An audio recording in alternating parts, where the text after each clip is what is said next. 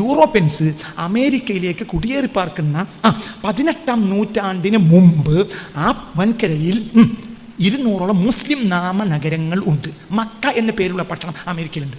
Medina എന്ന പേരുള്ള പട്ടണം അമേരിക്കയിലുണ്ട്. അടുത്ത ക്ലാസ് പറഞ്ഞുതരാം, നിങ്ങൾ പേടിക്കണ്ട. എന്താ പറഞ്ഞേ എത്ര 200 200ഓളം മുസ്ലിം നാമനഗരങ്ങളുണ്ട് അമേരിക്കയിൽ, പഴയ അമേരിക്കയിൽ. പലതിൻ്റെയും പേര് പിൽക്കാലത്ത് മാറ്റപ്പെട്ടിട്ടുണ്ട്, പക്ഷെ തിരുത്താൻ കഴിയില്ല. എന്തുകൊണ്ട്? കടലാസുകൾ ഇല്ലാത്തതിനാൽ അവർ എഴുതി വെച്ചിരുന്നത് എന്തിലാണ്? റോക്സിൽ കൊത്തിവെക്കും, എന്നിട്ട് വടി കൊണ്ട് ഇങ്ങനെ ആംഗ്യം കാട്ടി പഠിപ്പിക്കും. കല്ലിൽ കൊത്തിയിട്ട് എന്ത് ചെയ്യും? വടി കൊണ്ട് ആംഗ്യം കാണിച്ചു. അങ്ങനെ പഠിപ്പിച്ചതാണ് എന്ത്? ബിസ്മില്ലാഹിർ റഹ്മാനിർ റഹീം. ഇത് ഏത് ലിപിയിലുമാണ്? കൂഫിക് ലിപിയാണ്. കൂഫിക് ലിപി അവസാനിക്കുന്നത് 7th സെഞ്ചുറിയിലാണ്. നബിയുടെ കാലഘട്ടം കഴിഞ്ഞ ഉടനെ അത് അവസാനിച്ചു. പിന്നെ മോഡേൺ അറബിക്കാണ്. മോഡേൺ അറബിക്ക് വരുന്നത് 8th സെഞ്ചുറിയോട് കൂടെയാണ്. ഇത് എന്തിലുമാണുള്ളത്? അപ്പോൾ ഇത് നേരിട്ട് ആര് തന്നെ ചെയ്തതായിരിക്കും? ഒന്നിരിക്കൽ നബിയുടെ കാലത്ത് തന്നെ സ്വഹാബികൾ, അല്ലെങ്കിൽ നബിയുടെ വഫാത്തിന് ശേഷമുള്ള സ്വഹാബികൾ. അത് സ്വഹാബികൾക്ക് എളുപ്പമാണ്. ഞാൻ പറഞ്ഞുതരാം. ജിദ്ദയിൽ നിന്ന് വാങ്ഷുയിലേക്ക് 6400 നോട്ടിക്കൽ മൈലാണ്. ചൈനയിൽ ഇസ്ലാം എത്തിക്കൊണ്ടത് ഈ സ്വഹാബിയാണ്. ആര്? സഅദ് ഇബ്നു അബീ വഖാസ്. അതാണ് ശരിയായ ചരിത്രം. അവർ പോയ സ്വർഗത്തിലേക്ക് നമ്മൾ പോകണ്ടേ? അവരാണ് നബിയുടെ അവരെ ത്യാഗത്തിനെ പിടിച്ചിരിക്കും. ഒരു കപ്പൽ കയറി പോകുമ്പോൾ കപ്പലിൽ കൂടെ ഒരാളില്ല. ഒരു ചങ്ങാടത്ത് പോവാ, അലയാഴി താണ്ടി പോവാ. എവിടേക്കാണ് പോണത്? 6400 നോട്ടിക്കൽ മൈൽ അപ്പുറത്തേക്ക്, 5500 നോട്ടിക്കൽ മൈൽ അപ്പുറത്തേക്ക് പോവാ. കൊളംബസ് വരുന്നതിന് മുമ്പ് അമേരിക്ക കാടായിരുന്നു എന്നത് 100% തെറ്റാണ്, കളവാണ്. അവിടെയും നാട്ടുരാജ്യങ്ങൾ ഉണ്ടായിരുന്നു, അവിടെയും ഭരണാധികാരികളും ഭരണീയരും ഉണ്ടായിരുന്നു, അവിടെയും കാര്യങ്ങളെക്കുറിച്ച് ഗ്രാഹ്യതയുള്ള ആളുകൾ ഉണ്ടായിരുന്നു, വളരെ വലിയ ബോധമുള്ള ആളുകളൊക്കെ ഉണ്ടായിരുന്നു അവർക്ക്. ഉദാഹരണം പറയാം, എബ്രഹാം ലിങ്കന് കത്തെഴുതി കൊടുത്ത ഒരാളുണ്ടല്ലോ.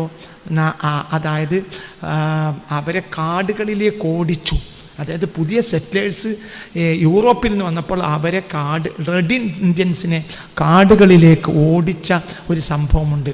അപ്പോൾ അക്കാലത്തെ ഒരു മൂപ്പൻ എഴുതിയ ഒരു കഥ പിന്നീട് ലോക പ്രശസ്ത യൂണിവേഴ്സിറ്റികൾ പ്രസിദ്ധീകരിച്ചിട്ടുണ്ട്. സാൻഫോർഡ്, അതേപോലെ തന്നെ കേംബ്രിഡ്ജ് പോലെയുള്ള യൂണിവേഴ്സിറ്റികൾ ഈ കത്ത് പ്രസിദ്ധീകരിച്ചിട്ടുണ്ട്. ആ കത്ത് എന്ന് പറഞ്ഞാൽ കണ്ണുനീരിൻ്റെ കത്താണ്, വല്ലാത്തൊരു കത്താണ്. മനസ്സിലായില്ല? ആ കത്ത് വായിച്ചവരുണ്ടെങ്കിൽ ഒന്ന് കൈപ്പൊക്കി. ഞാൻ പലതവണ ആ കത്ത് വായിച്ചിട്ടുണ്ട്. ആ കത്ത് വായിച്ചവരില്ലേ ഈ കൂട്ടത്തിൽ? അതായത് യൂറോപ്യൻസ് അമേരിക്കയിലേക്ക് വരുന്ന കാലത്ത് പുതിയ അമേരിക്ക വരുമ്പോൾ റെഡ് ഇന്ത്യൻസിനെ കാടുകളിലേക്ക് ഓടിച്ചു. അവിടെ നാട്ടുരാജ്യങ്ങൾ ഉണ്ടായിരുന്നു, അവരെ കാടുകളിലേക്ക് ഓടിച്ചു. അവരുടെ ഭൂമി ഇവർ കൈവശപ്പെടുത്തി. അപ്പോൾ എന്ത് ചെയ്തു? അവരുടെ ഒരു മൂപ്പൻ എഴുതിയ ഒരു കത്തുണ്ട്. ആർക്കാണ് എഴുതിയത്? ആ കത്ത് വായിച്ചിട്ടില്ലേ മോനെ? എന്താ അതിൻ്റെ പേര്?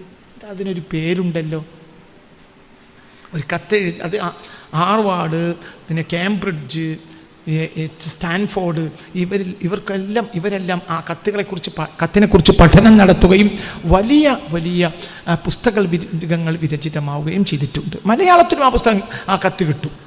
ഞാൻ 1990 മലയാളത്തിലാണ് ആ കത്ത് ആദ്യമായി വായിച്ചത്. MT അന്നൊരു ഒരു താൽക്കാലിക MT എന്ന താൽക്കാലിക ചീഫ് എഡിറ്ററായിരുന്നു മാതൃഭൂമി വീക്കിലിയുടെ 1990. 1990 അന്ന് മാതൃഭൂമിക്ക് ചില പരിഷ്കരണങ്ങളൊക്കെ ഉണ്ടായിട്ടുണ്ട്.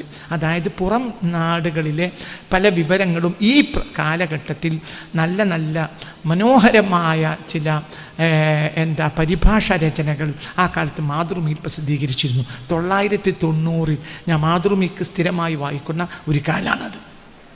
അന്ന് ഈ കത്ത് മാതൃഭൂമി പ്രസിദ്ധീകരിച്ചത് 1990 ഓർ 89 ഓർ 90.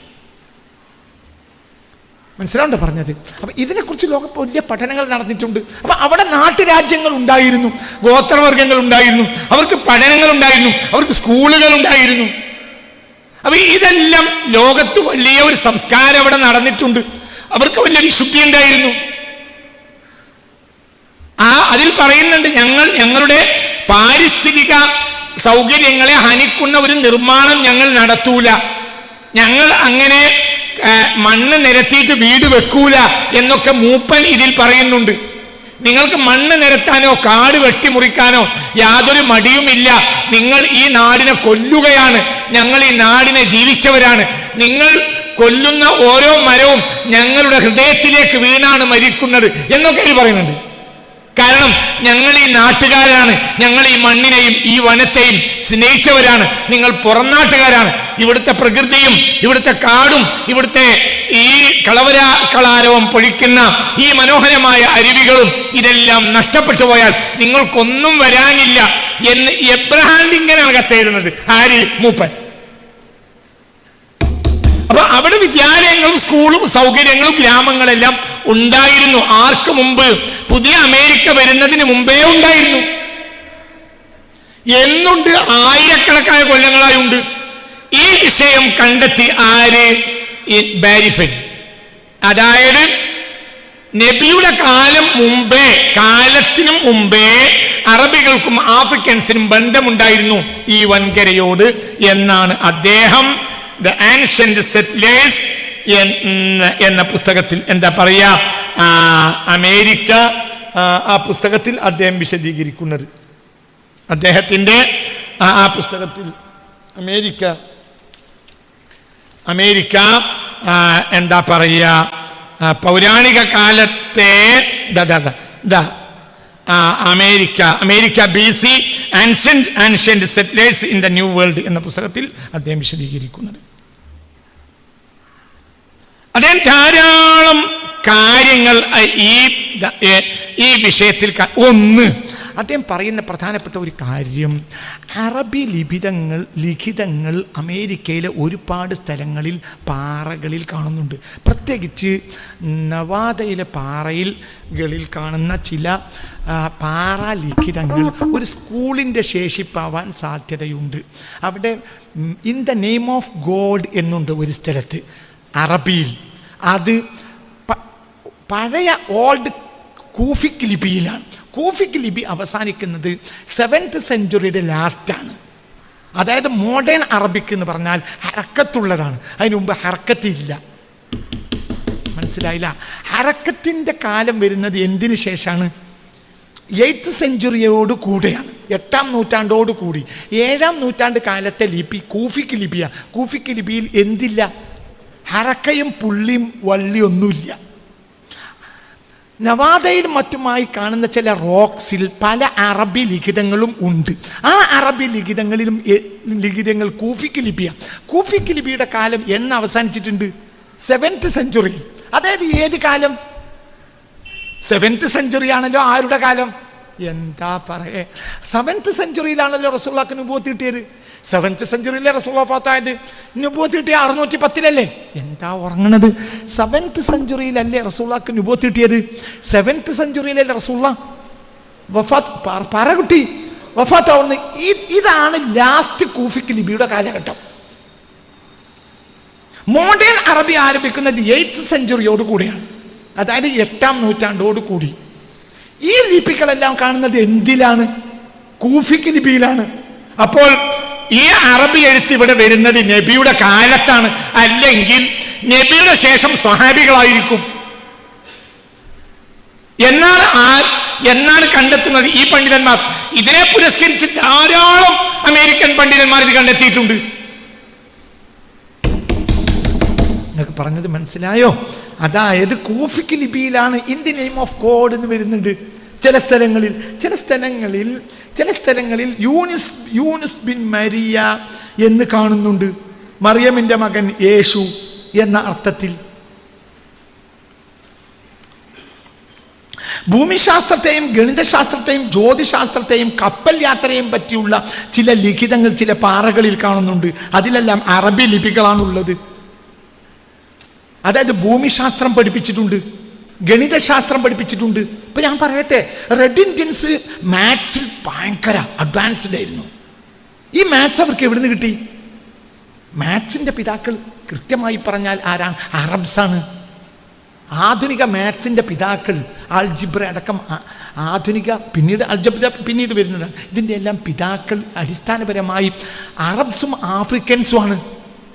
അവരിൽ നിന്നായിരിക്കും ഇവർക്ക് എന്ത് കിട്ടുന്നത്? മാത്സ്. റെഡ് ഇന്ത്യൻസ് അഡ്വാൻസ്ഡ് ആണ് മാത്സിൽ. മനസ്സിലാണ് പറഞ്ഞത്. കപ്പൽ യാത്രയെക്കുറിച്ച് വളരെ വലിയ പഠനങ്ങൾ റെഡിൻസിനുണ്ടായിരുന്നു. ഇത് ഇവർ കൊടുത്തതായിരിക്കും. ആര്? ആഫ്രിക്കൻസ്. ലോകത്തെ ഏറ്റവും വലിയ കപ്പൽ യാത്രക്കാർ എക്കാലത്തും ആഫ്രിക്കൻസാണ്. ലോകത്തെ ഏറ്റവും വലിയ കടൽ കൊള്ളക്കാരാരാ? ലോകത്തെ ഏറ്റവും വലിയ കടൽ കൊള്ളക്കാരാ. നിങ്ങൾക്ക് വല്ല അന്തമുണ്ടാ? നിങ്ങളിപ്പോൾ നേരെ ഇങ്ങോട്ട് വരികയല്ലേ, നിങ്ങൾക്ക് വല്ല അന്തമുണ്ടാക്കുക? ലോകത്തെ ഏറ്റവും വലിയ കടൽ കൊള്ളക്കാർ ആൻഷ്യൻ്റ് കാലത്തും ഇന്നും ലോകത്തെ ഏറ്റവും വലിയ കടൽ കൊള്ളക്കാരാരാ? ആഫ്രിക്കക്കാർ. അതാണ് മനസ്സിലാണ്ട് പറഞ്ഞത്. എന്തിനാ സൂയസ് കനാൽ വെട്ടുന്നത്? എന്തിനാ? ഈ കടൽ കൊള്ളക്കാരിൽ നിന്ന് രക്ഷപ്പെടാൻ വേണ്ടി. 1859 മുതൽ 1869 വരെയുള്ള 10 വർഷം കൊണ്ടാണ് സൂയസ് കനാൽ വെട്ടുന്നത്. സൂയസ് കനാൽ വെട്ടാനുള്ള പ്രധാനപ്പെട്ട കാരണം ആഫ്രിക്കൻ കടൽ കൊള്ളക്കാരിൽ രക്ഷപ്പെടാനാണ്. ആഫ്രിക്കൻ കടൽ കൊള്ളക്കാർ കടലിൽ അത്ര വലിയ ശക്തിയാണ് അവര്. അപ്പൊ മനസ്സിലായില്ലേ പറഞ്ഞത്? ഏറ്റവും വലിയ കടൽ വിവരങ്ങളുള്ള ജനതയാണ് ആര്? ആഫ്രിക്കൻസ്. അതേപോലുള്ള വിവരം ഇവർക്ക് ഉണ്ടായിരുന്നു. ആർക്ക്? റെഡ് ഇന്ത്യൻസിന്. ഇത് എവിടെ നിന്ന് കിട്ടി? അവർക്ക് ആഫ്രിക്കൻസിൽ നിന്ന് കിട്ടി. മനസ്സിലായില്ലേ? ചിന്തിക്കണം. ഈ വിഷയത്തിലൊക്കെ വലിയ പഠനങ്ങൾ പിന്നീട് വന്നിട്ടുണ്ട്. അവിടെ സ്വഹാബികൾ വന്നു. എന്തുകൊണ്ട് സ്വഹാബികൾ അവിടെ വരും? സ്വഹാബികൾ അവിടെ വന്നേ മതിയാകൂ. എന്തുകൊണ്ട് സ്വഹാബികൾ അവിടെ വരും? എന്തുകൊണ്ട്? ഹബീബായ നബി സല്ലല്ലാഹു അലൈഹി വസല്ലമ തങ്ങൾ അങ്ങനത്തെ ഒരു കൽപ്പന അവരുടെ മുന്നിൽ നൽകിയിട്ടുണ്ട്. അവർക്ക് വരില്ലാതെ നിർവാഹമില്ല. അപ്പൊ സ്വഹാബികൾ നേരത്തെ അവിടെ വന്നു. അവരവിടെ പഴയകാല മക്തബുകൾ സ്ഥാപിച്ചു. പാഠശാലകൾ, പള്ളികൾ, പള്ളി ദർസുകൾ സ്ഥാപിച്ചിട്ടുണ്ട്. പള്ളിയോട് എല്ലാം ഉണ്ടായിട്ടുണ്ട്. എല്ലാം ഇതിനെക്കുറിച്ച് 200ഓളം പഴയകാല, അതായത് യൂറോപ്പ് അമേരിക്കയിലേക്ക് പറിച്ച് നടുന്നതിന് മുമ്പ് 200ഓളം മുസ്ലിം നാമ നഗരങ്ങളുണ്ട് അമേരിക്കയിൽ. അടുത്ത ക്ലാസ് പറയാം. എന്താ പറഞ്ഞേ? എന്തോ പറഞ്ഞോയോ?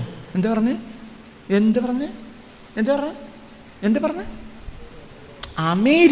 യൂറോപ്യൻസ് അമേരിക്കയിലേക്ക് കുടിയേറിപ്പാർക്കുന്ന 18ാം നൂറ്റാണ്ടിന് മുമ്പ് ആ വൻകരയിൽ 200ഓളം മുസ്ലിം നാമ നഗരങ്ങൾ ഉണ്ട്. മക്ക എന്ന പേരുള്ള പട്ടണം അമേരിക്കയിലുണ്ട്. മദീന എന്ന പേരുള്ള പട്ടണം അമേരിക്കയിലുണ്ട്. അടുത്ത ക്ലാസ് പറഞ്ഞുതരാം, നിങ്ങൾ പേടിക്കണ്ട. എന്താ പറഞ്ഞേ? എത്ര 200 200ഓളം മുസ്ലിം നാമ നഗരങ്ങളുണ്ട് അമേരിക്കയിൽ. പഴയ അമേരിക്കയിൽ പലതിൻ്റെയും പേര് പിൽക്കാലത്ത് മാറ്റപ്പെട്ടിട്ടുണ്ട്. പക്ഷെ തിരുത്താൻ കഴിയില്ല. എന്തുകൊണ്ട്? ഇപ്പൊ എന്താണെങ്കിലും ഇന്ന് നമ്മൾ മദ്രാസിന് പകരം ചെന്നൈ എന്ന് പറഞ്ഞാലും അത് 990 വരെ അതിന്റെ പേര് മദ്രാസ് എന്നായിരുന്നു എന്നൊരാൾക്ക് നിശ്ചയിക്കാൻ കഴിയും. ഇപ്പോൾ നമ്മൾ മുംബൈ എന്ന് പറഞ്ഞാലും ഇപ്പോൾ നമ്മൾ മുംബൈ എന്ന് പറഞ്ഞാലും അതൊരു 25 കൊല്ലം മുമ്പ് വരെ അതിന്റെ പേര് ബോംബെ എന്നായിരുന്നു നിശ്ചയിക്കാൻ കഴിയില്ലല്ലോ. എന്നതുപോലെ 200ഓളം മുസ്ലിം നാമനഗരങ്ങൾ ക്രിസ്റ്റഫർ കൊളംബസ് വരുന്നതിന് മുമ്പ് അമേരിക്കയിലുണ്ടായിരുന്നു. ഒക്കെ കണ്ടുപിടിച്ചിട്ടുണ്ട്. എല്ലാം പറയും, കൃത്യമായി പറയും. പിൽക്കാലത്ത് പല നാമങ്ങളും മായ്ക്കപ്പെട്ടിട്ടുണ്ട്. പക്ഷെ മായിഞ്ഞു പോകൂല. ഇക്ബാൽ പറഞ്ഞതുപോലെ ആസാൻ നഹീം മിഠാന നാമോ നിഷാൻ ഹമാര എന്നൊരിക്കൽ ഇക്ബാൽ പറഞ്ഞിട്ടുണ്ട്. ഞങ്ങളുടെ നാമവും അടയാളവും പെട്ടെന്നൊന്നും ആർക്കും മായ്ച്ചു കളയാൻ കഴിയില്ല. ഇക്ബാലിൻ്റെ ഒരു വാക്ക എന്ന് പറഞ്ഞതുപോലെ ഈ വിഷയത്തിലൊക്കെ അമേരിക്കൻസ് വലിയ പഠനങ്ങൾ നടത്തിയിട്ടുണ്ട്. അറബ് നാവികർ അവിടെ എത്തിച്ചേർന്നു. അമേരിക്കയിൽ തദ്ദേശ റെഡ് ഇന്ത്യൻസ് കുട്ടികളെയും മറ്റും മക്തബുകൾ സ്ഥാപിച്ചു. എലിമെൻ്ററി സ്കൂളുകളാണ് മക്തബുകൾ. അതായത് അത്യാവശ്യ പ്രാഥമിക കാര്യങ്ങളെ പഠിപ്പിക്കുക. കടലാസുകൾ ഇല്ലാത്തതിനാൽ അവർ എഴുതി വെച്ചിരുന്നത് എന്തിലാണ്? റോക്സിൽ കൊത്തിവെക്കും. എന്നിട്ട് വടി കൊണ്ട് ഇങ്ങനെ ആംഗ്യം കാട്ടി പഠിപ്പിക്കും. വലിയ മനസ്സിലായോ പറഞ്ഞത്? റോക്സിൽ കൊത്തിവെക്കും. അതായത് കല്ലിൽ കൊത്തും. കല്ലിൽ കൊത്തിയിട്ട് എന്ത് ചെയ്യും? വടി കൊണ്ട് ആംഗ്യം കാണിച്ചു. അങ്ങനെ പഠിപ്പിച്ചതാണ് എന്ത്? ബിസ്മില്ലാഹിർ റഹ്മാനിർ റഹീം. ഇത് ഏത് ലിപിയിലുമാണ്? കൂഫിക്ക് ലിപിയാണ്. കൂഫിക്ക് ലിപി അവസാനിക്കുന്നത് 7th സെഞ്ച്വറിയിലാണ്. നബിയുടെ കാലഘട്ടം കഴിഞ്ഞ ഉടനെ അത് അവസാനിച്ചു. പിന്നെ മോഡേൺ അറബിക്കാണ്. മോഡേൺ അറബിക്ക് വരുന്നത് 8th സെഞ്ച്വറിയോട് കൂടെയാണ്. ഇത് എന്തിലുമാണുള്ളത്? അപ്പോൾ ഇത് നേരിട്ട് ആര് തന്നെ ചെയ്തതായിരിക്കും? ഒന്നിരിക്കൽ നബിയുടെ കാലത്ത് തന്നെ സ്വഹാബികൾ, അല്ലെങ്കിൽ നബിയുടെ വഫാത്തിന് ശേഷമുള്ള സ്വഹാബികൾ. ആ സ്വഹാബികൾക്ക് എളുപ്പമാണ്. ഞാൻ പറഞ്ഞുതരാം, സ്വഹാബികൾക്ക് അത് എളുപ്പമാണ്. ഇന്ത്യയിലേക്ക് വരുന്ന അത്ര പ്രയാസം സ്വഹാബികൾക്ക് അമേരിക്ക പോകാനില്ല. പറഞ്ഞുതരാം, നിങ്ങൾ ബേജാറാണ്ട. ഇന്ത്യയിലേക്ക് വരാൻ പിന്നെയും സ്വഹാബികൾക്ക് വിഷമമാണ്. ഇന്ത്യയിലേക്ക് വരാൻ സ്വഹാബികൾ ബുദ്ധിമുട്ടിട്ടുണ്ടാവും. അത്ര ബുദ്ധിമുട്ട് എവിടേക്കില്ല, അമേരിക്കയിലേക്ക് ഇല്ല. കുട്ടികളെ പഠിച്ചു മനസ്സിലാവും. ഞാൻ പറഞ്ഞുതരാം. അപ്പൊ ഇത്ര ധാരാളം ഇതിനെ പുരസ്കരിക്കുന്ന ധാരാളം തെളിവുകൾ പിൽക്കാലഘട്ടത്തിൽ കണ്ടെടുത്തിട്ടുണ്ട്. ഞാൻ പറയട്ടെ, അദ്ദേഹത്തിൻ്റെ ബാരിഫെല്ലിൻ്റെ ചില പുസ്തകത്തിൻ്റെ എന്താ പറയുക, ആൻഷ്യൻ്റ് BC എന്ന അദ്ദേഹത്തിൻ്റെ പുസ്തകത്തിൻ്റെ ചില കോട്ടിങ്സുകൾ സ്വാഭാവികമായും ഞാനിവിടെ വായിക്കാം. അദ്ദേഹത്തിൻ്റെ പുസ്തകത്തിൻ്റെ ചില കോട്ടിങ്സ് ഞാനിവിടെ വായിക്കാം ഇൻഷാ അല്ലാഹ്. എന്താണ് അദ്ദേഹം പറയുന്നത്? അദ്ദേഹത്തിൻ്റെ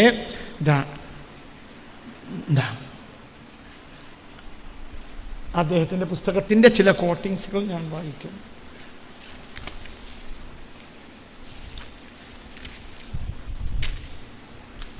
അദ്ദേഹത്തിൻ്റെ പുസ്തകത്തിൻ്റെ America BC ancient settlers in the New World എന്ന പുസ്തകത്തിൻ്റെ ചില കോട്ടിങ്സ് ആണ് ഞാൻ വായിക്കുന്നത്.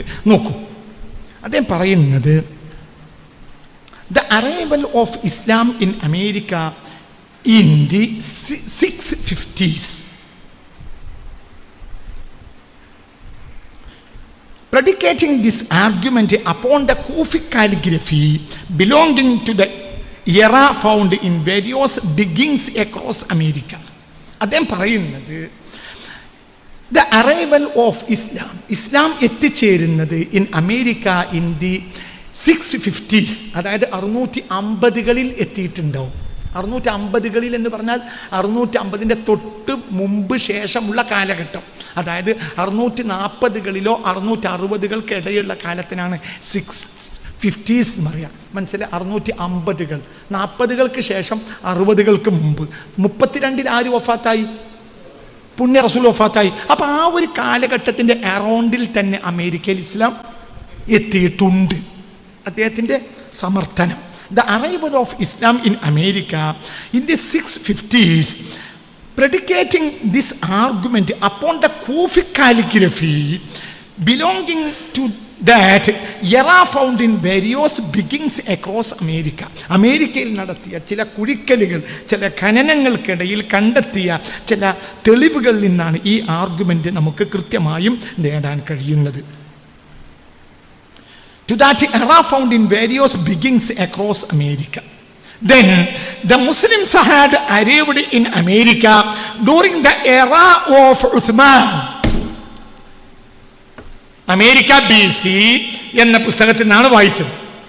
മനസ്സിലായില്ലേ? ലോക പ്രശസ്തനായ പണ്ഡിതനായ ഡോക്ടർ ബാരിഫെല്ലിന്റെ പുസ്തകമാണ് America BC ancient settlers in the New World എന്ന പുസ്തകത്തിൽ നിന്നാണ് ഞാൻ വായിക്കുന്നത്. അദ്ദേഹം പറയാ, then the Muslims had arrived in America.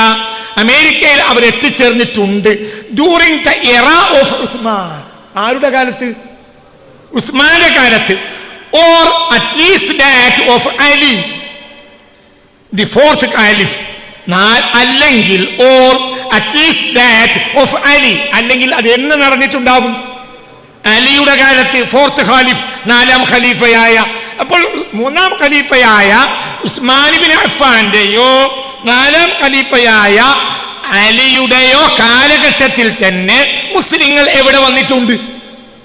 അമേരിക്കയിൽ വന്നിട്ടുള്ളത്. America BC ancient settlers in the new World എന്ന പുസ്തകത്തിൽ ലോക പ്രശസ്ത പണ്ഡിതനായ ബാരിഫെല്ലിന്റെ വാക്കുകളാണ് ഞാൻ വായിച്ചത്. ഇത് മാത്രമൊന്നുമല്ല, ഈ വിഷയത്തിൽ അനവധി ഗ്രന്ഥങ്ങൾ അമേരിക്കയിലും യൂറോപ്പിലും വന്നിട്ടുണ്ട്. അതായത് ക്രിസ്റ്റഫർ കൊളംബസിനെ കുറിച്ച് പറഞ്ഞത് മറുമണ്ടത്തരമാണ് എന്ന് വിശ്വസിക്കുന്ന ലക്ഷോപലക്ഷം യൂറോപ്യൻസ് ഇന്ന് ലോകത്ത് ജീവിച്ചിട്ടുണ്ട്. ഈ അന്തല്ലാത്ത പിന്നെ നമുക്കാണ്, നമ്മളതിൽ പഠനം നടത്തിയിട്ടുമില്ല. ഇത് അദ്ദേഹത്തിൻ്റെ ഒരു ഭാഷയാണ്, ഒരു ഏരിയ എന്നാണ് ഞാൻ വായിച്ചത്. ചിന്തിക്കണം. ധാരാളം കുഴിക്കലുകൾ, ഖനനങ്ങൾ നടത്തിയപ്പോൾ അമേരിക്കയിലെ പല ഭാഗങ്ങളിലും ഫൗണ്ട് ഇൻ വേരിയസ് ഡിഗിങ്സ് അക്രോസ് അമേരിക്കയിൽ നാനാഭാഗത്തും നടത്തിയ കുഴിക്കലുകളിൽ നിന്ന് കണ്ടെത്തിയ പാഠമാണ് ഇത്. The second evidence is that the inscription of in the name of God found on a rock during archaeological work in Nevada. നവാദയിൽ നടന്ന ആർക്കിയോളജിക്കൽ വർക്ക്. നവാദ എന്നാൽ ഏകദേശം ഇതാ നവാദ എന്നാൽ ലോസ് ആഞ്ചൽസിന്റെ മുകൾ ഭാഗം. USA-യുടെ ഇതന്നെ നവാദ. ഒരു കുട്ടി ഇങ്ങോട്ട് വരി, ഒരാളിങ്ങോട്ട് വരി, പെട്ടെന്ന് വാ. ഇതാണ് നവാദ. പെട്ടെന്ന് വാ. എന്താ ഒരാളെ വിളിച്ചാൽ വരാൻ നേരം വൈകല്. ഇങ്ങോട്ട് വരും.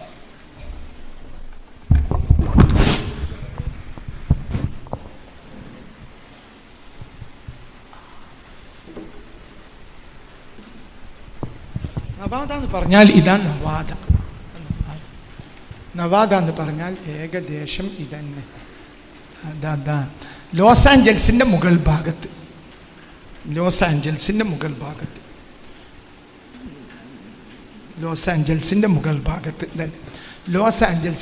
ഭാഗത്ത് ഏകദേശം ഇതാ ലോസ് ആഞ്ചൽസിന്റെ മുകൾ ഭാഗത്ത് ഏകദേശം ഇതന്നെ.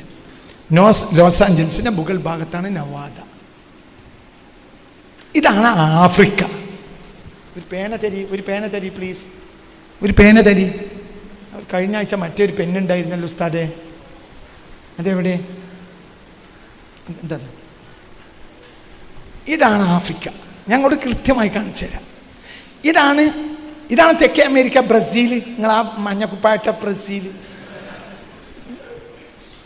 ഈ ജാതി വിവരമൊന്നും നിങ്ങളെ കയ്യിലില്ലെങ്കിലും ഇതൊക്കെ നിങ്ങൾക്ക് അറിയാലോ. ബ്രസീലൊക്കെ നിങ്ങൾക്ക് അറിയാം. നിങ്ങൾക്ക് മക്കറിയില്ലെങ്കിലും എന്തറിയും? ബ്രസീൽ അറിയാം. ഇതാണ് ബ്രസീൽ. ഇതന്നെ കാണിച്ചു തരാം. അപ്പം ഇതന്നെ ഇതാണ് ലോസ് ആഞ്ചൽസ്. ഇതിൻ്റെ മുകൾ ഭാഗം ഇതാണ് നവാദ. അപ്പം നവാദയിൽ നടത്തിയ ചില റോക്സിൻ്റെ മുകളിൽ നടത്തിയ ചില സ്കൂളുകൾ അവശിഷ്ടങ്ങൾ കാണുന്നുണ്ട്. The second evidence is that the inscription of in the name of God found on a rock during archaeological work in Nevada. നവാദയിൽ നടന്ന ആർക്കിയോളജിക്കൽ വർക്കിൽ റോക്കിൻ്റെ മുകളിൽ എന്ത് കണ്ടെത്തിയിട്ടുണ്ട്? പഴയ കൂഫി കാലിഗ്രഫിയിൽ എന്ത് കണ്ടെത്തിയിട്ടുണ്ട്? ബിസ്മില്ലാഹിർ റഹ്മാനിർ റഹീം. അത് പുതിയ എഴുത്തല്ല, പഴയ കൂഫി കാലിഗ്രഫിയാണ് അത് കണ്ടെത്തിയിട്ടുള്ളത്. Belongs to the 7th century. 7th സെഞ്ചുറിയിലാണ് എന്ത് നിലനിന്നത്? ഈ കൂഫി റൈറ്റ് നിലനിന്നത്. When the Haraka sign system had not yet been developed. When the Haraka sign system, ഹറക്കത്തിടുന്ന അടയാളങ്ങൾ ആ കാലത്ത് ഇല്ല, ഇതിന്റെ പുറത്തും ഇല്ല. When the Haraka sign system had not yet been developed. Likewise, the stone bearing the inscription Muhammad is the prophet of God. Muhammad റസൂലുള്ളാ എന്നും അറബി ലിപിയിൽ എഴുതിയിട്ടുണ്ട്. റോക്കിന്റെ പുറത്ത് അതൊക്കെ ആളുകളെ പഠിപ്പിച്ചതാണ്. ഏത് ലിപിയിൽ? അന്ന് അവരിൽ പ്രചാരത്തിലുള്ള ലിപി ഏതാണ്? അപ്പൊ ഇത് ഏത് കാലത്തെ വന്നിട്ടുണ്ടാകും? 7ാം നൂറ്റാണ്ടിൽ തന്നെ. അതായത് ആരുടെ നൂറ്റാണ്ട്? ഖൈറുൽ ഖുറൂനി ഖർനി, ഏറ്റവും നല്ല നൂറ്റാണ്ട് എൻ്റെ നൂറ്റാണ്ട്. ബാരിഫൽ എന്ന ലോക ഇതിനെ പുരസ്കരിച്ചുകൊണ്ട് ധാരാളം പഠനങ്ങൾ അമേരിക്കൻ ശാസ്ത്രജ്ഞർ നടത്തുകയും ഇത് സത്യമാണെന്ന് കണ്ടെത്തുകയും ചെയ്തിട്ടുണ്ട്. ധാരാളം പഠനങ്ങൾ ഉണ്ടായിട്ടുണ്ട്. അദ്ദേഹം പറയാണ്, നിങ്ങൾ ചിന്തിക്കുക, belongs to the 7th century when the Haraka science system had not yet been developed. Likewise, the stone bearing the inscription Muhammad is the prophet of God, മറ്റൊരു പാറക്ക് പുറത്ത് മുഹമ്മദ് റസൂലുള്ളാഹ് എന്ന് എഴുതിയിട്ടുണ്ട്. is pertinent to the same era. അതേ കാലഘട്ടത്തിൽ തന്നെ എഴുതിയ രേഖകൾ വേറെയും കാണാനുണ്ട്. as seen by comparison of the two pictures, the inscriptions are not in the style of modern Arabic. അതായത് ആ എഴുത്തുകളൊന്നും ഏത് ശൈലിയിലല്ല, മോഡേൺ അറബിക് ശൈലിയിലല്ല. മോഡേൺ അറബിക് ആരംഭിക്കുന്നത് 8th താബിഈങ്ങളുടെ കാലത്താണ്. അക്കാലത്തും സ്വഹാബികൾ ഉണ്ടാനും. ഇപ്പൊ അവസാനത്തെ സ്വഹാബി വഫാത്താവുന്നത് 732, റസൂലുള്ളാഹി വഫാത്താവുന്നത് 632. മനസ്സിലാവുണ്ട് പറഞ്ഞത്? അപ്പൊ ഈ 8th സെഞ്ചുറിയിലാണ് ഇത് ആരംഭിക്കുന്നത്. ഏത് മോഡേൺ. അപ്പൊ അതിനു മുമ്പ് വന്ന സ്വഹാബികളായിരിക്കും ഇത് പഠിപ്പിച്ചിട്ടുണ്ടാവുക. അപ്പൊ ആരുടെ നൂറ്റാണ്ടിൽ തന്നെ? ഹബീബായ റസൂലുള്ളാഹിയുടെ നൂറ്റാണ്ടിൽ തന്നെ. as seen by comparison of the two pictures, the inscriptions are not in the style of modern Arabic.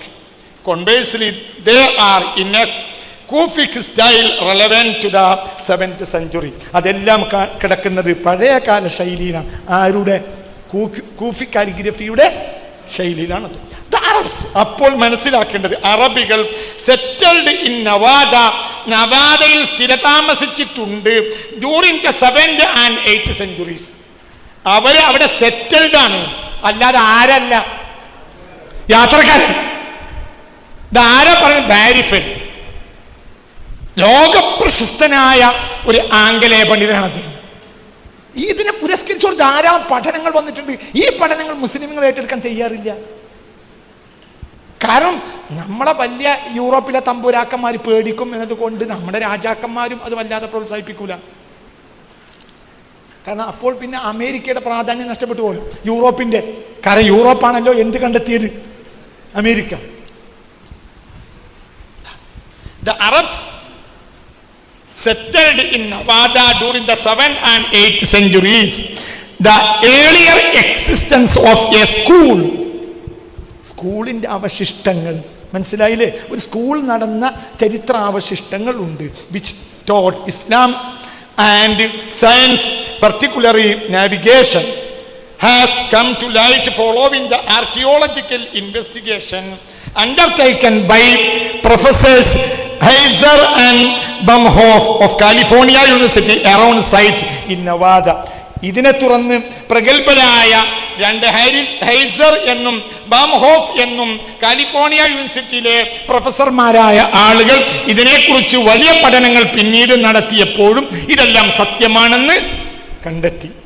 അതായത് ബേരിഫൽ മാത്രമല്ല ഈ പഠനം നടത്തിയത്. ഇതിനെ പുരസ്കരിച്ച് ധാരാളം പണ്ഡിതന്മാർ, കാലിഫോർണിയ യൂണിവേഴ്സിറ്റിയിലെ പ്രൊഫസർമാരായ പ്രൊഫസർ ഹൈസർ, ബാംഹോഫ് പോലെയുള്ള ആളുകളെല്ലാം ഈ വിഷയത്തിൽ പഠനം നടത്തുകയും ഒരു സ്കൂൾ നടന്നതായി കണ്ടെത്തുകയും ചെയ്തിട്ടുണ്ട്.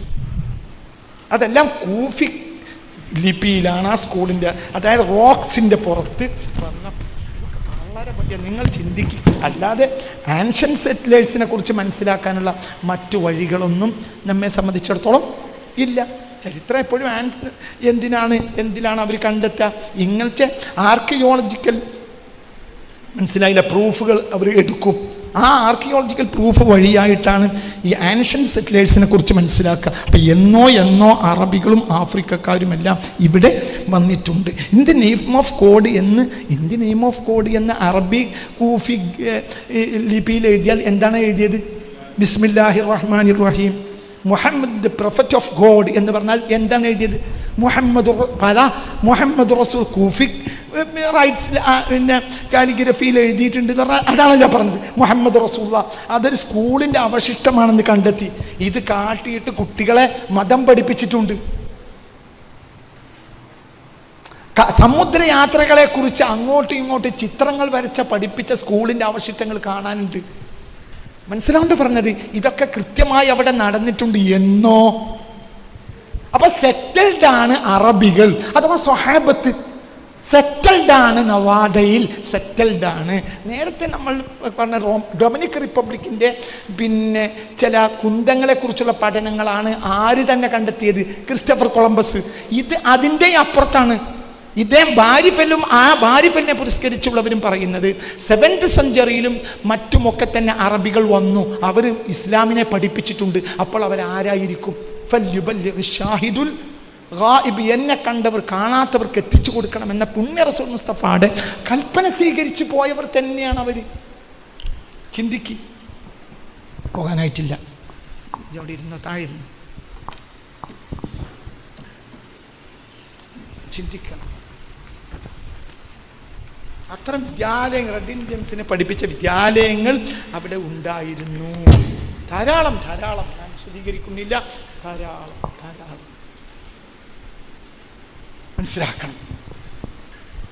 ഇനി നിങ്ങൾ മനസ്സിലാക്കേണ്ട കാര്യം, ഇനി നിങ്ങൾ മനസ്സിലാക്കേണ്ട ചില കാര്യങ്ങൾ. ഒന്ന്, ഇപ്പം സ്വഹാബികൾ ശ്രദ്ധിക്കണം. ഈ ഫൽയുബല്ലിഗ് ഷാഹിദുൽ ഗായിബ്, എന്നെ കണ്ടവർ കാണാത്തവർക്ക് എത്തിച്ചു കൊടുക്കണം എന്ന് പറഞ്ഞ അത് കേട്ട സ്വഹാബികൾ ലോകത്തിൻ്റെ നാനാഭാഗത്തേക്കും യാത്ര ചെയ്തു. എവിടേക്കും? കാരണം അവർക്ക് ബാധ്യതയാണത്. ഉഖ്ബത്ത് ബിൻ നാഫിഇന് കപ്പൽ കിട്ടാതെ കരയുന്നൊരു സംഭവമുണ്ട്. അദ്ദേഹം ത്വഞ്ചയിലാണ്. പക്ഷെ പിന്നെ തൊട്ടടുത്ത സ്വഹാബികൾ അങ്ങോട്ട് പോയി. ത്വഞ്ചയിൽ നിന്ന് പിന്നെ സ്പെയിനാണ്. സ്പെയിനിലേക്ക് പോകാൻ ഉഖ്ബത്ത് ബിൻ നാഫിഇന് കഴിഞ്ഞിട്ടില്ല. നിങ്ങൾക്ക് മനസ്സിലായില്ല. ഉഖ്ബത്ത് ബിൻ നാഫിഇ സ്വഹാബിയ. അദ്ദേഹം ത്വഞ്ച എന്ന് പറഞ്ഞാൽ ലാസ്റ്റ് മുനമ്പാണ് ആഫ്രിക്കയുടെ. എങ്ങോട്ട് ഉന്തി നിൽക്കുന്ന, യൂറോപ്പിൻ്റെ ഭാഗത്തേക്ക് ഉന്തി നിൽക്കുന്ന ലാസ്റ്റ് മുനമ്പ്. യൂറോപ്പിൻ്റെ ഭാഗത്തേക്ക് ഉന്തി നിൽക്കുന്ന ലാസ്റ്റ് മുനമ്പാണ് ത്വഞ്ച, മൊറോക്കോ. ഇത് സ്പെയിൻ. കണ്ടില്ല? കണ്ടില്ലേ ഈ മുനമ്പ്? ഇതാ കണ്ടില്ലേ? കണ്ടില്ല? ഒന്ന് പറയടോ. അതിന് വല്ല വില്ലേജ് പോയി കടലാസ് വാങ്ങിക്കൊടുന്നായിരുന്നു തോന്നുന്നുണ്ട്. ഇതാ ഈ മുനമ്പ് കണ്ടില്ലേ? ഈ റെഡ് മാർക്ക് കാണിച്ച ഈ മുനമ്പല്ലേ, ഇതാണ് ത്വഞ്ച. ഇതിൻ്റെ ഇടയിലാണ് ജിബ്രാൾട്ടർ കടലുടുക്ക്. ജിബ്രാൾട്ടർ കടലുടുക്കാണ് ഇത്. ഒരു ഭാഗത്ത് മെഡിറ്ററേനിയൻ, ഒരു ഭാഗത്ത് അറ്റ്ലാന്റിക്. ഇതിൻ്റെ ഇടയിലുള്ള കടലെടുക്കാണ് ഈ കാണുന്നത്. ഈ കടലെടുക്കാൻ കടന്നാൽ നേരെ ജിബ്രാൾട്ടറിലേക്ക് കാണും, സ്പെയിനിലേക്ക് കയറും. ആ കടലുടുക്കിലേക്ക് കപ്പൽ കിട്ടാതെ കരഞ്ഞു ആര്? ഉഖ്ബത്ത് ബിൻ നാഫി. അദ്ദേഹത്തിൻ്റെ ഖബർ ഈ മുനമ്പിലാണ്. പിന്നെ സ്വഹാബികൾ വന്നു. പിന്നെ സ്വഹാബികൾ വന്നിട്ടുണ്ട്. എങ്ങോട്ട് പോയി? സ്വഹാബികളുടെ ഖബർ യൂറോപ്പിലുണ്ട്. സ്വഹാബികളുടെ ഖബർ യൂറോപ്പിലുണ്ട്, സ്പെയിനിലുണ്ട്. സ്വഹാബികളുടെ ഖബർ യൂറോപ്പിലുണ്ട്. അവർ യൂറോപ്പിലേക്ക് പോയി. അപ്പൊ ഈ ഫൽയുബല്ലിഗ് ഷാഹിദുൽ ഗായിബ് എന്ന കൽപ്പന യൂറോപ്പിൽ ആരെത്തിച്ചിട്ടുണ്ട്? സ്വഹാബികൾ എത്തിച്ചിട്ടുണ്ട്, ഉറപ്പ്. അവരത് എത്തിച്ചു, യാതൊരു സംശയം വേണ്ട. അവരത് ചെയ്തു. ചിന്തിക്കണം. ഇപ്പൊ സൈപ്രസ്, ഇതാണ് Cyprus. Cyprus Cyprus Cyprus Cyprus ഇതാ ഈ ഒരു ദ്വീപാണ് സൈപ്രസ്. ഇവരെയാണ് പ്രഗൽഭ സ്വഹാബിയത്തായ ഉമ്മു ഹറം ബീവിയുടെ ഖബർ. ഇവിടെ ഇതാ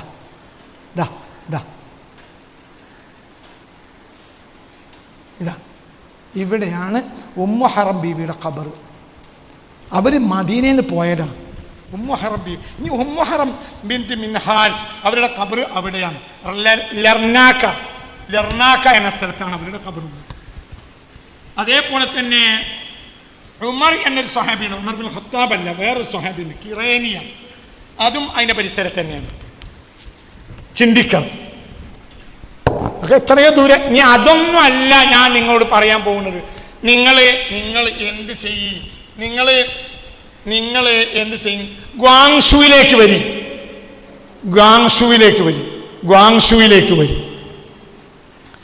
ഗ്വാങ്ഷു എന്ന് പറഞ്ഞാൽ ഈറ്റ് ചൈനയുടെ ഈ എന്താ പറയാ, ഈ ലാസ്റ്റ് ഭാഗം, അതായത് എന്താ പറയാ, പസഫിക്കിലേക്ക് ചേർന്ന് കിടക്കുന്ന ഒരു ഏരിയ ആണത്. നോക്കണം മോനെ. സൗത്ത് ചൈന സീയുടെ ഒരു ഏരിയ, ഹോങ്കോങ്ങിന് തൊട്ടടുത്ത്. എവിടുന്നാണ് അവർ വരുന്നത്? ജിദ്ദയിൽ വരിക. അവിടെയാണ് സഅദ് ബിൻ അബി വക്കാസ് ഉള്ളത്. സഅദ് ബിൻ അബി വക്കാസ് ഇവിടുന്ന് വരിക, ജിദ്ദയിൽ ഇങ്ങനെ വരിക. എവിടെയാണ്? കവറിൽ വാൻഷുയിൽ.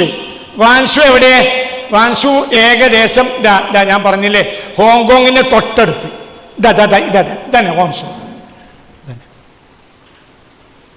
ഇതാണ് ഹോങ്കോങ്. ഇതിന്റെ മുകൾ ഭാഗത്ത്, അതായത് സൗത്ത് ചൈന സീ, പസഫിക്കിന്റെ ഒരു ഭാഗമാണ് South China Sea. South China സീയുടെ ഒരു ഓരത്താണ് എന്ത്? വാൻഷോ. വാൻഷോയിലാണ് ആരും മറവിട്ട് കിടക്കുന്നത്? സഅദ് ബിൻ അബി വക്കാസ് റളിയല്ലാഹു അൻഹു. ചിന്തിക്ക്, 6400 നോട്ടിക്കൽ മൈലാണ് ജിദ്ദയിൽ അങ്ങോട്ട്. എത്ര? 6400 നോട്ടിക്കൽ മൈൽ. എവിടുന്ന് എവിടേക്ക്? ജിദ്ദയിൽ നിന്ന് വാങ്ഷുയിലേക്ക് 6400 നോട്ടിക്കൽ മൈലാണ്. ചൈനയിൽ ഇസ്ലാം എത്തിക്കുന്നത് ഈ സ്വഹാബിയാണ്. ആര്? Saad bin Abi Waqqas. അതാണ് ശരിയായ ചരിത്രം. ഒരു ദേശത്ത് പ്രചരിപ്പിക്കപ്പെട്ട ചരിത്രമാണ് ശരിയായ ചരിത്രം. അത് പുസ്തകങ്ങളിൽ രേഖപ്പെടുത്തിക്കൊള്ളണം എന്നില്ല. എന്തുകൊണ്ട്? ഇന്നത്തെ പോലെ ഉദാഹരണം പറയാം, ഇവിടെ കിടക്കാണ് ബഹുമാനപ്പെട്ട തമീമുൽ അൻസാരി. ഇതാണ് ശരിയായ ചരിത്രം. എന്തുകൊണ്ട്? ആ ചരിത്രം അങ്ങനെ അറബികൾക്ക് കിട്ടിക്കൊള്ളണം എന്ന് ഇല്ല. എന്തുകൊണ്ട്? ഇദ്ദേഹം എവിടെ പോയി എന്നവർക്ക് അറിവില്ല. പിന്നെ അവർ അനുമാനത്തിൽ നിന്ന് എഴുതും. എന്ത്? അദ്ദേഹം മദീനയിലെ എന്താ പറയാ, ബഖീഇൽ ഉണ്ടായിരിക്കാം എന്ന് എഴുതിയാലും അംഗീകരിക്കപ്പെടേണ്ടത് കേരളീയ ചരിത്രം. കാരണം മൗത്തായിട്ട് ആയിരക്കണക്കായ കൊല്ലങ്ങളിലായി പ്രദേശവാസികൾ നിലനിർത്തുന്ന ചരിത്രമാണത്. അതാണ് ചരിത്രം. അതുകൊണ്ട് സഅദ് ബിൻ അബി വക്കാസ് ചൈനയിലാണെന്നതാണ് ചരിത്രം. ഉമ്മു ഹറം ബീവി എന്താ പറയുക, സൈപ്രസിലാണെന്നതാണ് ചരിത്രം. അത് റിട്ടേൺ പോകില്ല അറബ് നാട്ടിലേക്ക്. എന്തുകൊണ്ട്? അവരെവിടെ പോയി എന്നത് അറബ് ചരിത്രകാരന്മാർക്ക് അറിയൂല. തദ്ദേശീയ ചരിത്രമാണ് ഹിസ്റ്ററിയിൽ പലപ്പോഴും. ചരിത്രാതീത കാലത്തെ ചരിത്രത്തിൽ തദ്ദേശീയ ഹിസ്റ്ററികളെയാണ് അവലംബിക്കേണ്ടത്. എന്തിനെയല്ല? നോട്ടുകളെയല്ല, പുസ്തകങ്ങളെയല്ല. പുസ്തകങ്ങൾ അനുമാനത്തിൽ നിന്ന് എഴുതും. ഇവരുടെ റിട്ടേൺസ് അവർക്കൊട്ട് കിട്ടുകയും ഇല്ല. നിങ്ങൾക്ക് പറയുന്നത് മനസ്സിലാവുന്നുണ്ടോ? ചിന്തിക്കുകയും. അപ്പൊ സഅദ് ബിൻ അബി വക്കാസ് വാൻഷുയിലാണ് കിടക്കുന്നത്. വാൻഷു എവിടെയാ? വാൻഷു ഇതാ ഇതാ ഇതാ ഇതാ ഇതാ ഇതാ ഹോങ്കോങ്ങിന്റെ നേരെ മുകൾ. ഇതാണ് ഇതാ സൗത്ത് ചൈന സീയുടെ ഓരത്ത്, ഹോങ്കോങ്ങിന്റെ മുകൾ ഭാഗത്ത്. ഇവിടെ കാണിച്ച ശരിക്കും പിടിക്കും. ഇതന്നെ വാൻഷു. ശരി, അവിടെ നിന്ന് ജിദ്ദയിലേക്ക് 6400 നോട്ടിക്കൽ മൈലാണ്. 6400 നോട്ടിക്കൽ മൈലാണ്. ഒരു നോട്ടിക്കൽ മൈൽ എന്നാൽ 1.852 ആണ്. ഒരു നോട്ടിക്കൽ മൈൽ എന്നാൽ 1 കിലോമീറ്ററും 852 മീറ്ററുമാണ് ഒരു നോട്ടിക്കൽ മൈൽ. എത്ര എഴുതി വെക്ക്. എന്താ നോക്കിയിരിക്കുന്നത്? എഴുതി വെക്ക്. ഒരു നോട്ടിക്കൽ മൈൽ എന്നാൽ കപ്പൽ യാത്രക്കാരൊക്കെ എല്ലാം നോട്ടിക്കൽ മൈലാണ് ഉപയോഗിക്കുക. ഒരു നോട്ടിക്കൽ മൈൽ എന്നാൽ 1.852, 1 കിലോമീറ്ററും 852 മീറ്ററുമാണ് എന്ത്? ഒരു നോട്ടിക്കൽ മൈൽ.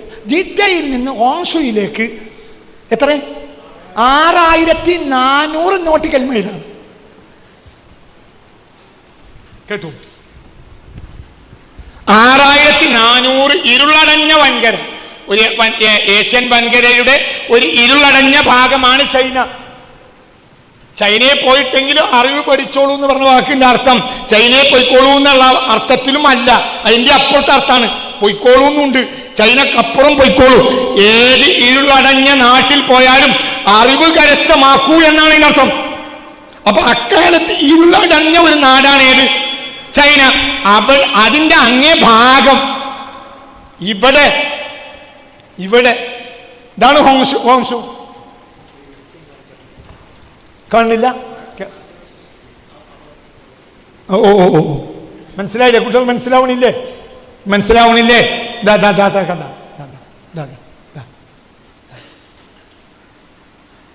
ഹോങ്കോങ് ആ ഏരിയ. അവിടെയാണ്. എവിടുന്ന അവർ വരുന്നത്? ഇവിടുന്ന് വരുന്നതാണ് ജിദ്ദ.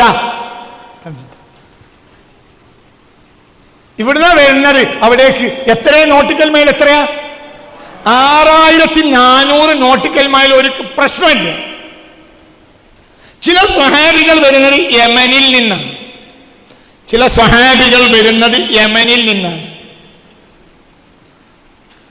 ചില സ്വഹാബികൾ വരുന്നത് യമനിൽ നിന്നാണ്.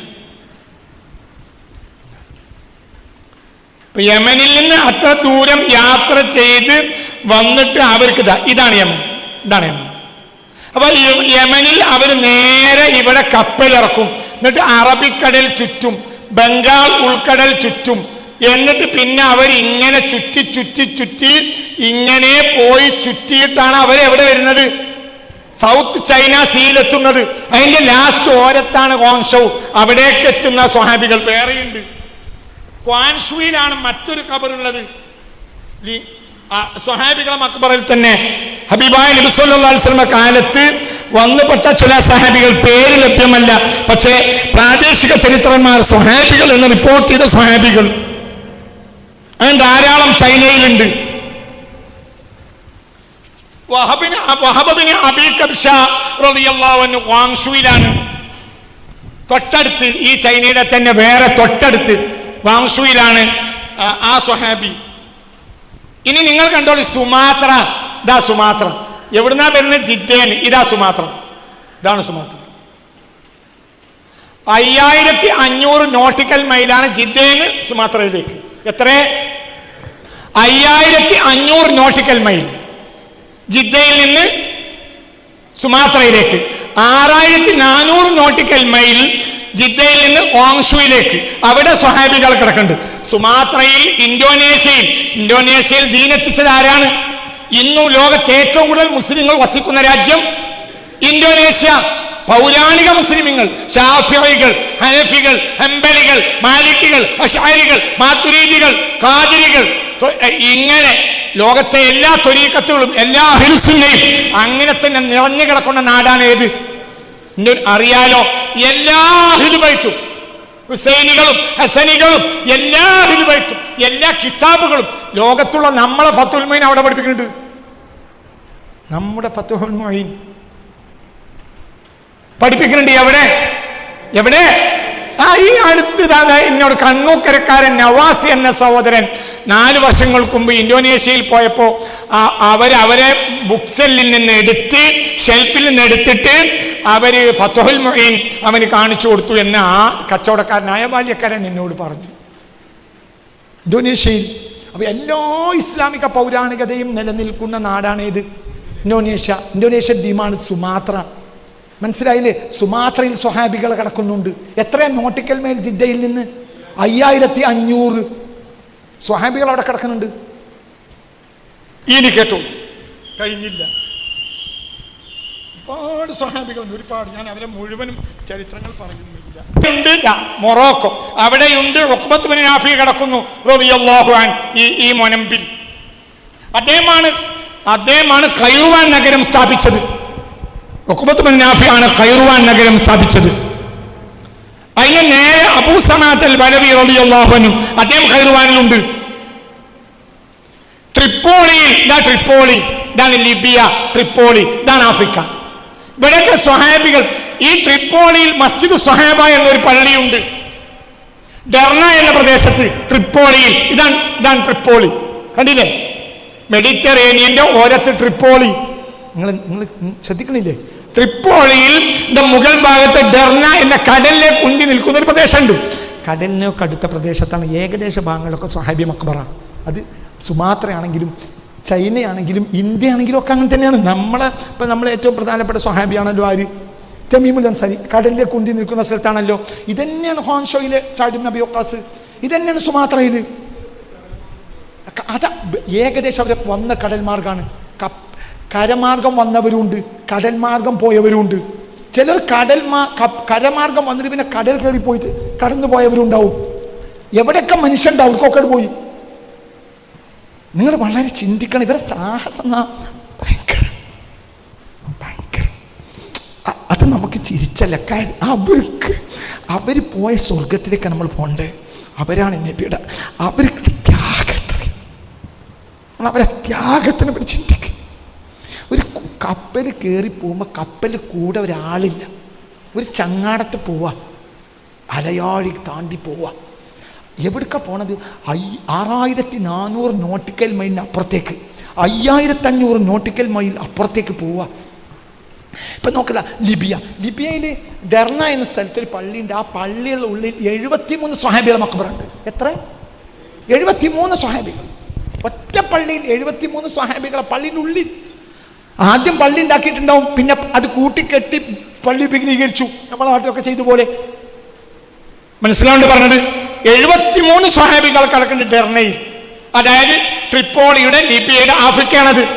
ഇവിടെ എല്ലാം ഉണ്ട്, ഇവിടെ എല്ലാം ഉണ്ട്.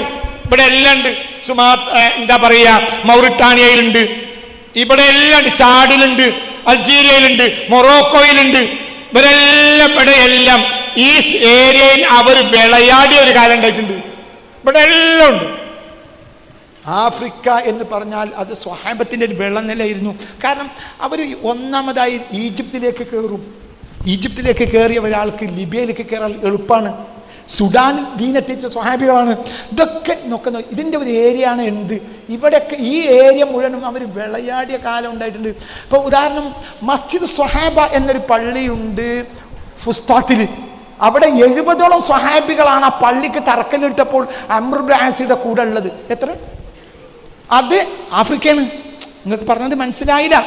ആഫ്രിക്കയിൽ ഈ പള്ളിക്ക്, ആഫ്രിക്കയിൽ ആദ്യത്തെ പള്ളിയല്ല, ആഫ്രിക്കയിൽ ആ പള്ളിക്ക് തറക്കല്ലിടുമ്പോൾ അംർ ഇബ്നു ആസ് റളിയല്ലാഹു അൻഹു തറക്കല്ലിടുന്നത്. അന്ന് അദ്ദേഹത്തിൻ്റെ കൂടെ തറക്കല്ലിടുമ്പോൾ ഉള്ളത് 70 സ്വഹാബികളാണ്. 70 സ്വഹാബികൾ. ആ പള്ളി ഞാൻ പലവട്ടം പോയിട്ടുണ്ട്. ആ പള്ളിയിൽ അവിടെ അതിൻ്റെ ബർക്കത്ത് കാരണം ആ പള്ളിയിൽ ദർസ് നടത്തിയിട്ടുണ്ട് ഇമാമുന ശാഫിഈ റളിയല്ലാഹു അൻഹു. ഹിജ്റ 200-ലാണ് അവർ ആ പള്ളിയിൽ എത്തുന്നത്. 204-ൽ മരിക്കണവരെ ആ പള്ളിയിലെ മുദരിസ. ആര്? മനസ്സിലായില്ല? കൈറോയിൽ ഇമാം ഷാഫി എത്തുന്നത് ഹിജ്റ 200-ലാണ്.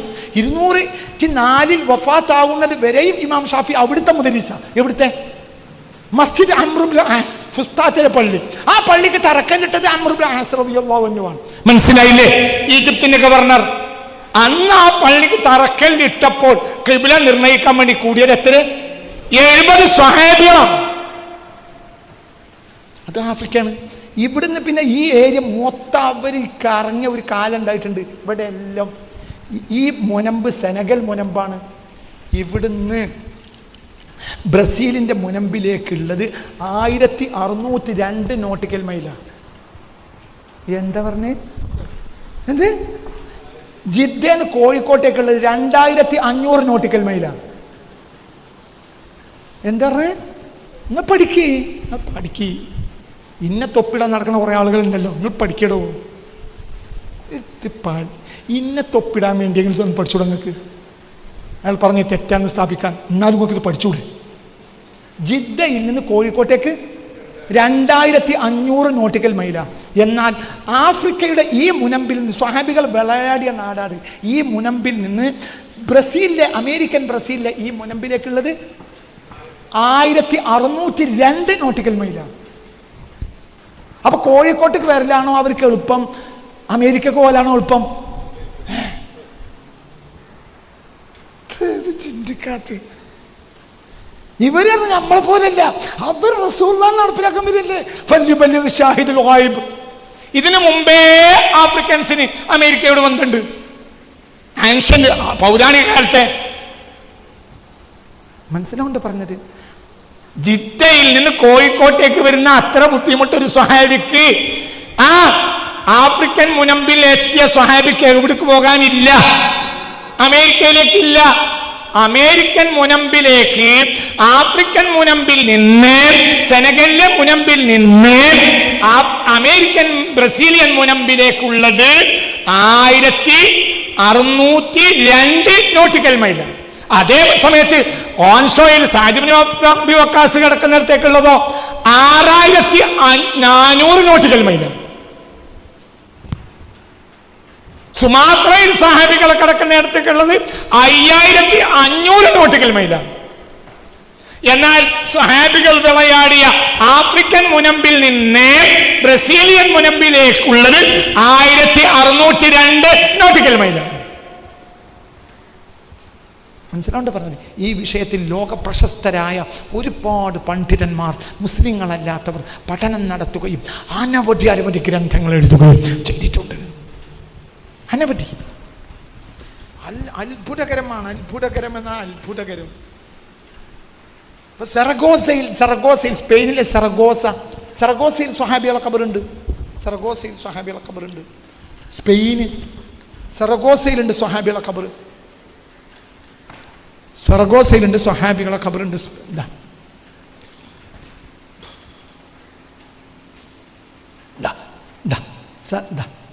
സ്പെയിനിൻ്റെ ഒരു ഏരിയയാണ് സെറഗോസ.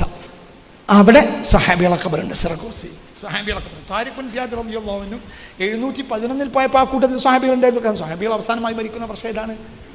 732 728 ആണ്. 711 എവിടെ കയറിയിട്ടുണ്ട്? 711 യൂറോപ്പ് കയറിയിട്ടില്ലേ? അതുകൊണ്ട് സെറഗോസയിൽ സ്വഹാബികളെ ഖബറുണ്ട്.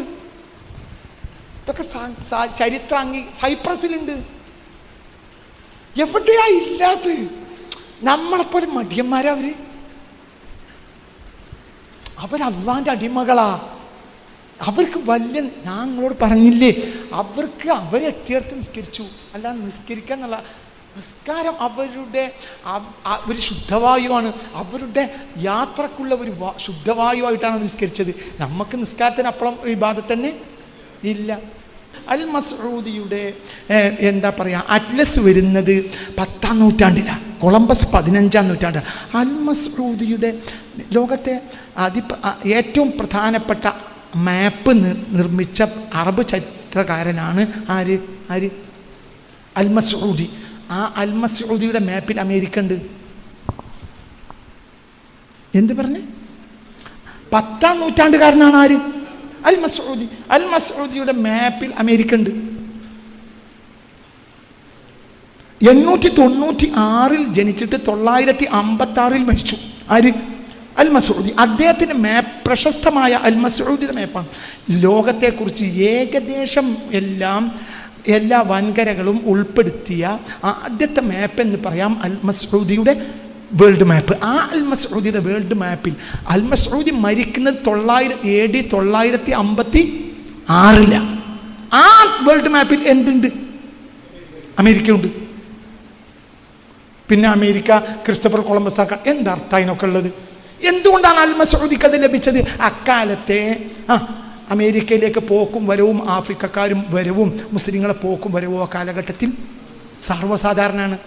അമേരിക്കയിൽ മുസ്ലിം നാമകരണ നഗരങ്ങൾ, പള്ളികൾ, സൗകര്യങ്ങൾ എല്ലാം ഉണ്ട്.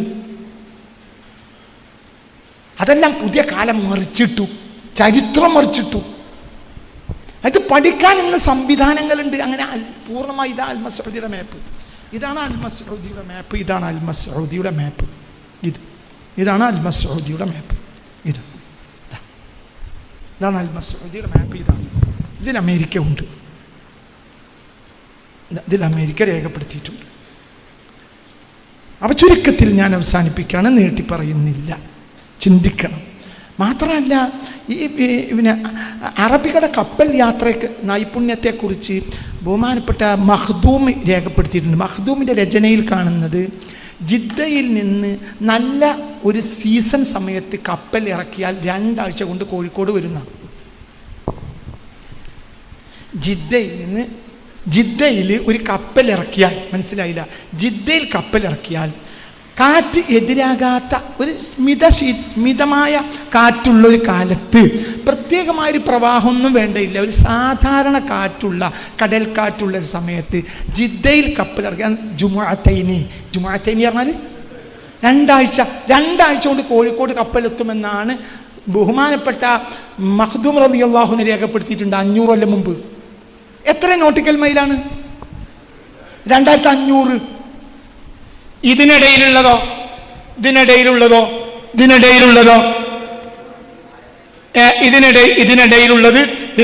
എത്ര? 1602. അപ്പൊ ഏറി വന്നാൽ എത്ര? ഒരു 10 ദിവസം. അപ്പൊ ജിദ്ദയിൽ നിന്ന് കോഴിക്കോട്ടേക്ക് വരണമെങ്കിൽ 2 ആഴ്ച. അവിടേക്ക് പോകണമെങ്കിൽ ഒരു 10 ദിവസം. അറബികൾ എന്നും കടൽ സാഹസികരാണ്. ആഫ്രിക്കൻസും ഇവരുടെ കയ്യിലാണ് ഈ ദീൻ ഏൽപ്പിച്ചതും. കടൽ സാഹസികരാണ് ഈ 2 വർഗവും. ആരൊക്കെ? അറബികളായാലും ആഫ്രിക്കൻസ് ആയാലും ലോകത്തെ ഏറ്റവും വലിയ കടൽ സാഹസികരാണ്. അവരുടെ കയ്യിലാണ് അല്ലാഹു ഈ ദീൻ ഏൽപ്പിച്ചത്. ഇപ്പൊ യമൻ, അൽ ഈമാനു യമാനിൻ വൽ ഫിഖ്ഹു യമാനിൻ വൽ ഹിക്മത്തു യമാനിയ. യഥാർത്ഥ ഈമാൻ യമനികളുടേതാണ്, ഫിഖ് യമനികളുടേതാണ്. യമന്റെ പണി തന്നെ എന്താണ്? കടൽ യാത്ര. ലോകത്തെ ഏറ്റവും വലിയ കച്ചവടക്കാരാരാ? യമനികൾ. ലോകത്തെ വൻകരകളെല്ലാം കണ്ടുപിടിച്ചതാരാ? പറ, ആര്? യമനികൾ. യമനികൾക്ക് പണി തന്നെ കടൽ യാത്രയാണ്. ഈ സാഹസികരുടെ കയ്യിലാണ് ദീൻ ഏൽപ്പിച്ചത്.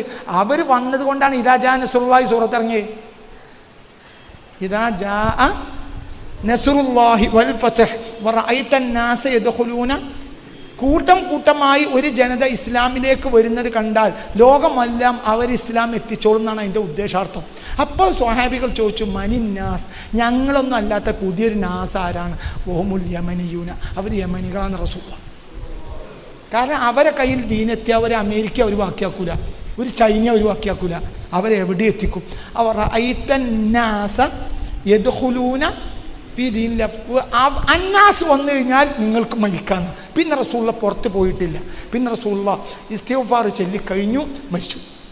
ഈ സൂറത്തിറങ്ങി കുറഞ്ഞ കാലം കഴിഞ്ഞപ്പോൾ റസൂൽ വഫാത്തായി. കാരണം ആര് വന്നു? അന്നാസ് എന്ന യമനികൾ വന്നു. യമനികൾ വന്നാൽ ലോകത്തെ വൻകരകളിലെല്ലാം ഇസ്ലാം അവർ എത്തിക്കും. അവരങ്ങനത്തെ കണ്ണുള്ളവരാണ്, വലിയ ഡിസ്കവേഴ്സാണ് അവർ. നിങ്ങൾക്ക് പറഞ്ഞത് മനസ്സിലായോ? അപ്പം ഇതൊന്നും മനസ്സിലാക്കാതെ ക്രിസ്റ്റഫർ കൊളംബസ് അമേരിക്കയിലെത്തിയതിനു ശേഷമാണ് നമ്മൾ അമേരിക്കയിൽ ആദ്യത്തെ പള്ളി, ഇപ്പോൾ ഈ കഴിഞ്ഞ 10 കൊല്ലം മുമ്പാണ് സൗദിയിൽ എന്നത്തെ രാജാവിൻ്റെ സമ്മതത്തോടു കൂടി പള്ളി ഉണ്ടാക്കിയത്. ഞങ്ങൾ വാഷിങ്ടണിലാണ് അമേരിക്കയിലെ ഏറ്റവും വലിയ പള്ളി ഉണ്ടാക്കിയത് എന്ന നുണച്ചിക്കഥ പറഞ്ഞു നടക്കണ അറബികളുടെ മൂട് താങ്ങി നടക്കണ്ട. അവർക്ക് അള്ളാഹ് അന്തം കൊടുത്തിട്ടില്ല.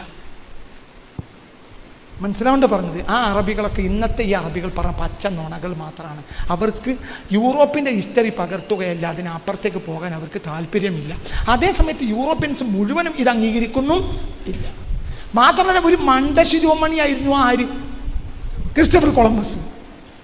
അയാൾ 1506 മരിക്കണത്. അതിന് മുമ്പ് അയാളെ നാണം കെടുത്തി ലോകം. 1502 ഇയാളെ മണ്ടനായി പ്രഖ്യാപിച്ചു. അത് ആര്? ഈ അമേരിക്കോ ഡെസ്പൂച്ചി. അയാൾ പറഞ്ഞു മണ്ടനാണ് അയാൾ. അത് ഇന്ത്യ അല്ല, അത് വേറൊരു നാടാണ്. അപ്പോൾ ഈ അമേരിക്കോ ഡെസ്പോച്ചിയോടുള്ള ആദരസൂചകമായി ജർമ്മനിക്കാർ 1507 വേൾഡ് മാപ്പിൽ ആ നാടിന് എന്ത് പേരിട്ടു?